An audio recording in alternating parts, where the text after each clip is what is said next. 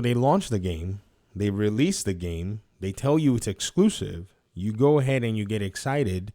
If you're excited, you buy the game, and then after a year, sometimes 6 months, sometimes maybe 2 years or however long, they go ahead and bring the game and launch it on PC. They do so, they give the better version, more features, and for less money. This is the ruse of so-called, in quote, exclusivity that we've been seeing much recently. The competition in the games industry has changed severely. No longer can anyone maintain such kind of exclusive practice if they have not built a culture, a tradition, and an ecosystem that is fully and reasonably supported by it all. I mean, think about it.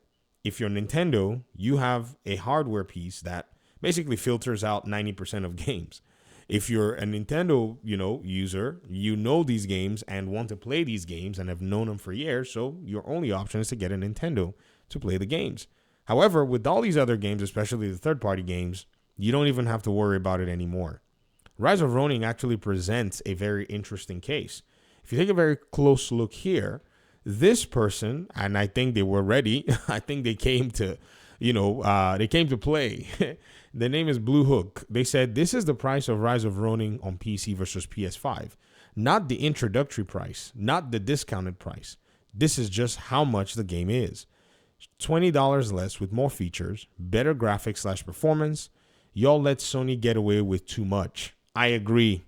Sony basically would do this weird stuff. They'll go ahead and take these games and capture them as exclusives, and then they'll basically come back and finally allow the games to go. Now, I'm sure Rise of Ronin may have some aspect to it with, say, maybe Sony probably sponsoring the game's development. Perhaps they just only help to publish the game.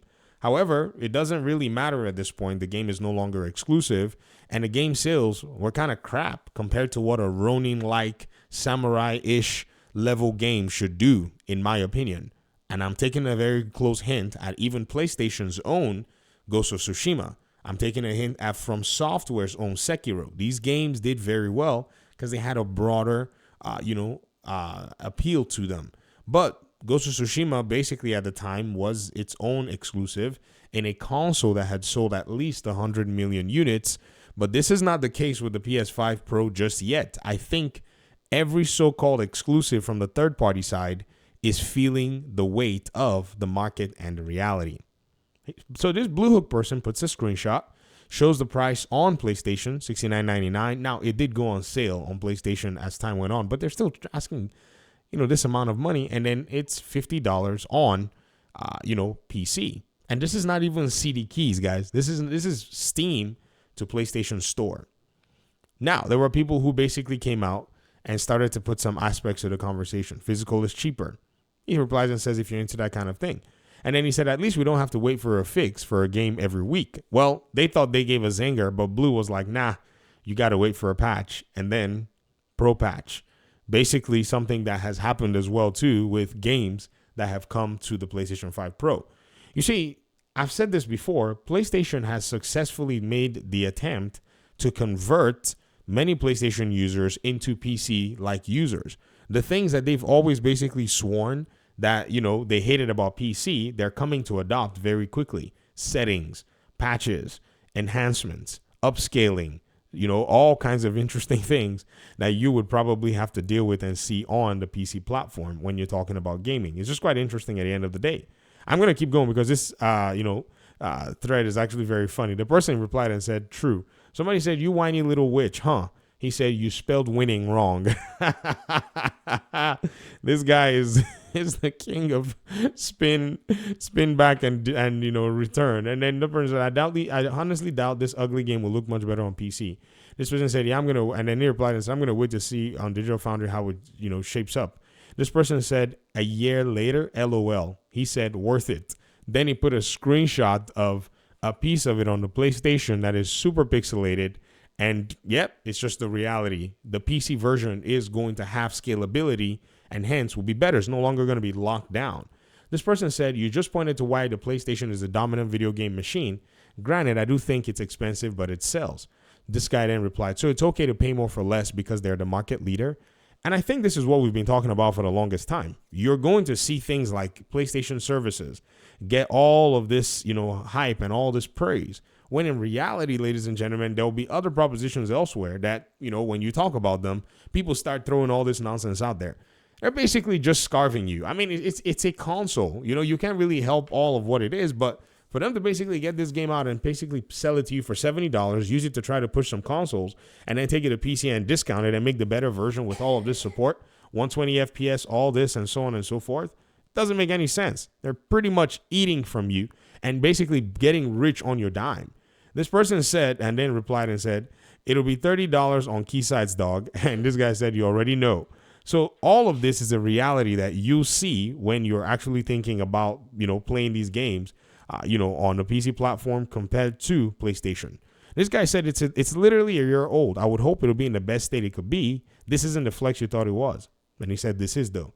It actually is a flex, simply because this company that's doing this exclusivity thing is pretty much playing games. Instead of them to just admit that their platform is not enough for them to basically go ahead and, sell their games, whatever they do, they're still going ahead to do this weird, oh yeah, it's exclusive to a, platform, only on PlayStation. They don't do that anymore anyways. They barely would say that. I mean, maybe they may say it at the onset of the game, but then they'll end up coming to launch the game on the PC platform.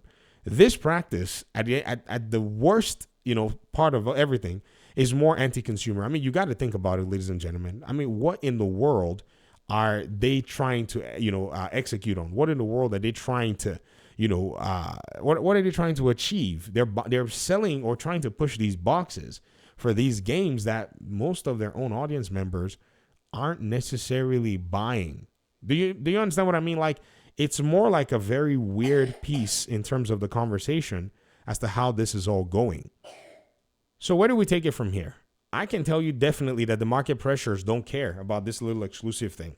I mean, we've been saying it for the longest time, but it's nice to come back and see that, I'm not crazy, because you go out there and you hear all these people saying, well, exclusives are necessary. Are they? Because what they become basically is they put, a company in a very interesting place at the end of the day, basically putting the company in the place where they go ahead and admit, hey, man, we'll probably basically just, gouge our own audience. This is a $49 game, to be honest. Like, Rise of Ronin is like a $49 game, if you get what I mean. And when you kind of think about it all, it doesn't make any sense that, the game will be sold at $70 to you on the console. There's just no reason. However, they understand and they realize that a quick buck, they can get the $70 from those of you who are quick enough to jump in there and then go give it to PC day one for $49. And then PC players are looking and saying, nah, you waited for a year, so we'll wait for a year when the game is now $7. I'm just being facetious. But again, we'll wait for 3 years because we have a big back catalog. The back catalog is the biggest, individual hurdle for many gamers. There are just so many games that they'll get through. Many of them didn't even remember that Rise of Ronin was a thing after they started Ninja Gaiden. Oh my gosh, Ninja Gaiden Black 2, let's go. And then they start playing it again. And, these are the kind of things that you're going to have to deal with. And what's funny is, or poetic about it, is Tecmo basically released a game that is more than likely going to launch, that's launched and is basically allowed for their own game released on the other side to be somewhat ignored. But it is what it is. I just wanted to go ahead and talk about this in this video. I really like to see these exclusive, titles go poof, because that exclusivity thing has just been a ruse all this while. And not to see it just go poof, but see it to go poof in all of its glory, thereby giving a discounts to the other platforms that it comes to. Sometimes it's PC, sometimes it's, it's a PC, it's a Xbox, sorry. It doesn't always have to be on PC, just like Ghost or Death Stranding and all these other games, Kenna Bridge of Spirits and all that. When they made their way to, the PC platform and, the Xbox platform and Steam and all, they all basically came on a discount. Sifu, when they made its way from Epic Games to Steam, they all showed up at a discount. And that's exactly what the benefit is if you just have a little bit of patience. You don't got to do day one. They're basically, and that's the beauty of, I think, what Xbox has done, is just the fact that its own gamers have been so focused on just gaming where they enjoy, and Xbox has been so focused on delivering games to the gamers wherever they are, including Steam. They're not really worried about chasing down all these trends. These companies like Ubisoft and PlayStation that have been holding games exclusive are all running to them as fast as possible.